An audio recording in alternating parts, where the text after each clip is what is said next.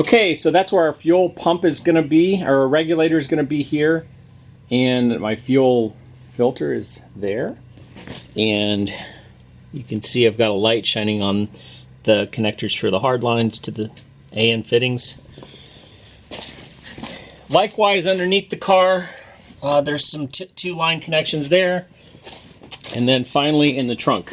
So these are all the spots in the car that might leak when we turn on the fuel pump. Just in case that doesn't go right, my buddy Ben here is going to hang on to this fire extinguisher, and he's going to watch for leaks up front while I watch for leaks in the back. So, here we go.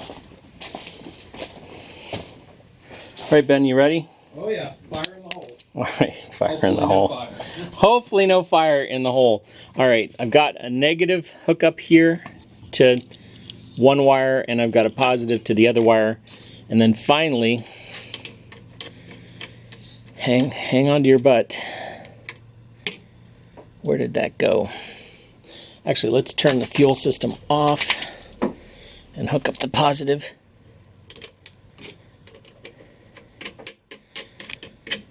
All right. You ready? Yep. That sounds familiar. Any leaks in the back? No, nothing. I don't see any leaks here. Here we go. There's some fuel pressure. I don't see any pressure. Any leaks there? That sounds really familiar. That sounds just like the pump in my 2000. Looks like she's doing good. Well, see what we've got under the hood here. Oh, we do have a leak. Do you have a leak?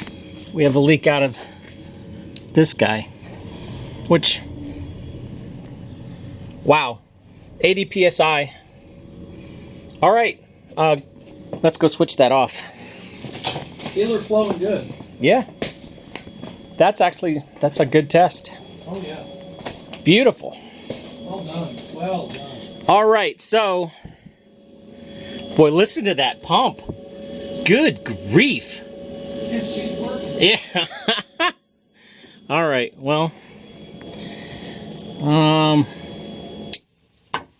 that was a test of the front, one to the front.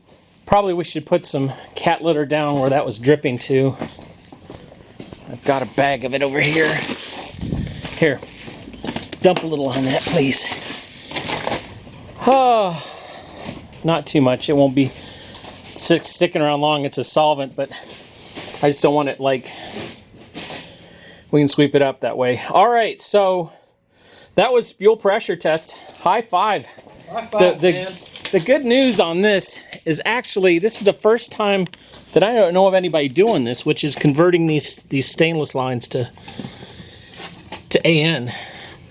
Okay, so most people don't use this line for a pressure line for sure, even though it's made to withstand like Gorilla. I mean, it's an AN10. That thing will pump who the heck knows how much fuel. If I wanted to run methanol and say, you know, 3 pumps, it'd probably handle that. So it's a pretty badass line. If you look, I have to neck it down here to 8 in order for this to work.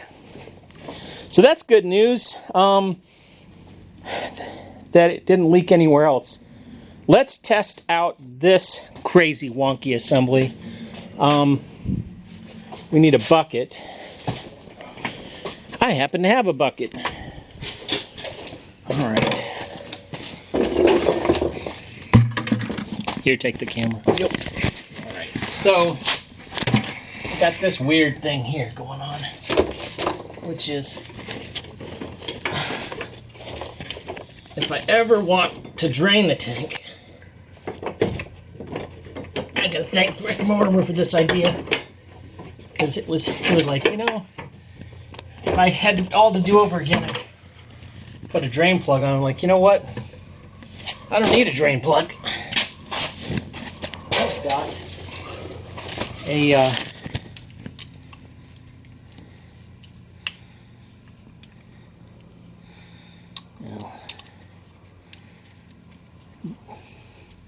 bear in mind, you're not going to do this very often. Okay? All right, I've switched off the fuel pump, and there's a momentary press. it hopefully works. Did it? Not quite yet. Hang on to that. There you go. Goes in the tank. Yep, she went into the tank. Are you making sure it doesn't pop out? Yeah, yep, she's doing good. She's doing good. Yeah, she's flowing real nice. Doing good. Look at that. Oh, yeah. Boy, if that isn't some cheesy looking fuel. Yeah. Seriously. Oh, yeah. So, this gas is really old gas. It's actually one of the things we're going to do before we run the Barra is we're going to drain that fuel tank. But you can see it. That works great. Thanks, Rick. Great idea. So the idea is if I ever need to drain the tank, I can just run this out to a bucket. Another can. Who the heck knows? It'd be nice to have another so many feet of line, but I can probably make some do with what I've got here. It just goes, so it goes back around under here.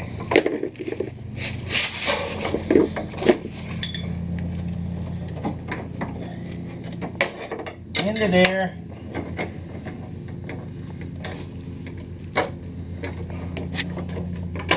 Ta-da! All right, so isn't that great? Oh, yeah. We actually did a successful test of the fuel system. Thank you, Ben. Mm-hmm. I think one of the main things is having a second person on board so that they can watch everything while you do whatever, because who the heck knows what kind of fires we're putting out. Thanks for tuning in.